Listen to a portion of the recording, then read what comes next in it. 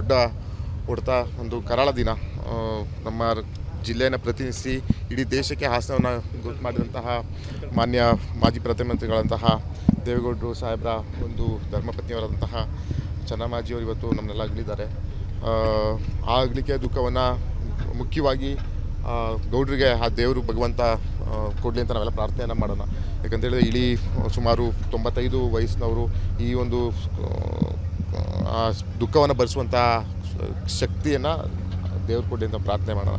ಜೊತೆಗೆ ಜಿಲ್ಲಾಡಳಿತ ವತಿಯಿಂದ ಇವತ್ತು ನಾವು ಅಂತ್ಯ ಸಂಸ್ಕಾರ ಮಾಡುವಂಥ ಜಾಗಕ್ಕೆ ಬಂದು ನಮ್ಮ ಏನು ಕೇಂದ್ರ ಸಚಿವರಾದ ಕುಮಾರಣ್ಣ ಅವರು ಮಾರ್ಗದರ್ಶನವನ್ನು ಕೊಟ್ಟಿದ್ದಾರೆ. ಜೊತೆಗೆ ನಮ್ಮ ಶಾಸಕರಾದಂತಹ ರೇವಣ್ಣ ಸರ್ ಏನೇನು ಅವರು ಹೇಳಿದ್ದಾರೆ ಆ ರೀತಿಯಲ್ಲಿ ಮಾಡುವಂಥ ಕೆಲಸವನ್ನು ನಾವು ಮಾಡ್ತಾಯಿದ್ದೀವಿ. ಸುಮಾರು 1400 ಹೆಚ್ಚು ಜನವನ್ನು ಡಿಪ್ಲಾಯ್ ಮಾಡಿ ಪೊಲೀಸ್ ಇಲಾಖೆಯ ಸಿಬ್ಬಂದಿ ವರ್ಗದವ್ರನ್ನ ಹಾಕಿದ್ದೀವಿ. ಸುಮಾರು 5 SP ಅವರುಗಳು ನಮ್ಮ ಜಿಲ್ಲೆಗೆ ಡೆಪ್ಯೂಟ್ ಮಾಡಿದ್ದಾರೆ.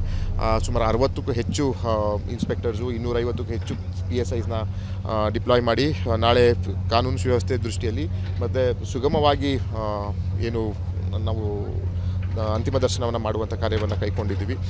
ಯಾವುದೇ ರೀತಿಯ ಅಡೆತಡೆ ಆಗದೆ ಮಾಡುವಂಥ ಕಟ್ಟುನಿಟ್ಟಿನ ಕ್ರಮವನ್ನು ನಾವು ಜಿಲ್ಲಾಡಳಿತ, ನಮ್ಮ DC ಮೇಡಮ್ ಅವರು, SP ಮೇಡಮ್ ಎಲ್ಲ ತೊಗೊಂಡಿದ್ದೀವಿ. ಇವತ್ತು ಅವರ ರೇವಣ್ಣ ಸರ್ ಅವ್ರನ್ನು ಕೇಳಿದ್ವಿ, ಏನಾದರೂ ಇನ್ನೂ ಏನಾದರೂ ನಮ್ಮ ಗಮನಕ್ಕೆ ತೊಗೊಬನ್ನಿ, ಮಾಡುವಂಥ ಕೆಲಸವನ್ನು ಮಾಡ್ತೀವಿ ಅಂತ ಹೇಳಿದಾಗ ಘನ ಸರ್ಕಾರದ ಮುಖ್ಯಮಂತ್ರಿಗಳು ನಿನ್ನೆ ಅವರೇನು ಒಂದು ಘೋಷಣೆಯನ್ನು ಮಾಡಿದರು, ಪೂಜ್ಯರಿಗೆ ಸರ್ಕಾರಿ ಗೌರವಗಳೊಂದಿಗೆ ಮಾಡ್ತೀವಿ ಅಂತ. ಅದೇ ರೀತಿ ಇವತ್ತೊಂದು ಸುತ್ತಲೆಯನ್ನು ಹೊರಡಿಸಿದ್ದಾರೆ. ನಾಳೆ ಸಕಲ ಸರ್ಕಾರಿ ಗೌರವದೊಂದಿಗೆ ಅಂತಿಮ ವಿಧಾನ ಇರುತ್ತೆ. ಇವಾಗೇನು ಸುಮಾರು ಸಂಜೆ ವೇಳೆಗೆ ನಾವು ಹಿರಿ ಸಭೆನ ಬಾರ್ಡರ್ನ ಎಕ್ಸ್ಪೆಕ್ಟ್ ಮಾಡ್ತಿದ್ದೀವಿ.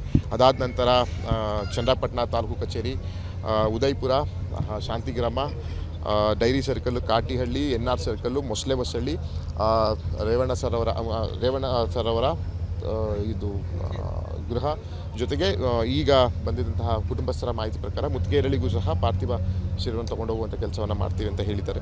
ಅದೇ ರೀತಿ ಏನೇನು ಮಾಡಬೇಕು, ಸೂಕ್ತ ಬಂದೋಬಸ್ತ್ ಮಾಡುವಂಥ ಜವಾಬ್ದಾರಿ ನಮ್ಮ ಮೇಲೆ ಇರುತ್ತೆ. ಮಾಡುವಂಥ ಕೆಲಸವನ್ನು ನಾವು ಮಾಡ್ತೀವಿ. ಯಾಕಂತ ಹೇಳಿದ್ರೆ ನಾವು ರಾಜಕಾರಣ ಒಂದು ಕಡೆ ನಮ್ಮದು ಕುಟುಂಬ, ನಮ್ಮ ಕುಟುಂಬ, ಅವ್ರ ಕುಟುಂಬ, ಈಗಿನ ರಾಜಕೀಯ ಬೆಳವಣಿಗೆಗಳು ಹೊರತುಪಡಿಸಿದ್ರೆ ಒಂದು ಅವಿನಾಭಾವ ಸಂಬಂಧ ಇದ್ದಂತಹ ಕುಟುಂಬ. ನಮ್ಮ ತಾಯಿ, ನಮ್ಮ ಅಜ್ಜಿ ಶಾಂತಮ್ಮ ಅವರು, ಚೆನ್ನಮ್ಮ ಅಜ್ಜಿ ಅವರೆಲ್ಲ ಒಂದಾನೊಂದು ಕಾಲದಲ್ಲಿ ಗಳಸಗಂಟೆ ಕುಟುಂಬ ಸಂಬಂಧಿಗಳಾಗಿದ್ದರು.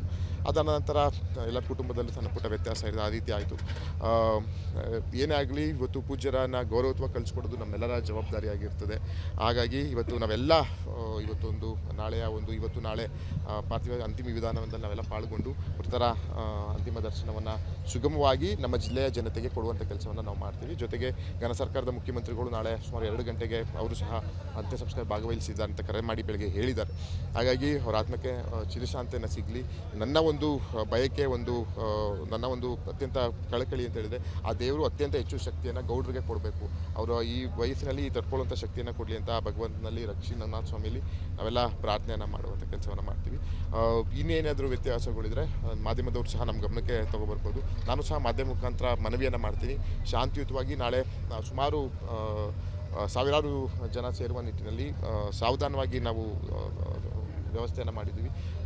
ಶಾಂತಿಯುತವಾಗಿ ಬಂದಿದ್ದ ದರ್ಶನವನ್ನು ಮಾಡಿರಿ, ಪೂಜ್ಯರ ದರ್ಶನವನ್ನು ಪಡೆಯಿರಿ ಅಂತ ನಿಮ್ಮ ಮುಖಾಂತರ ಸಹ ನಾನು ಮನವಿಯನ್ನು ಮಾಡ್ತೀನಿ.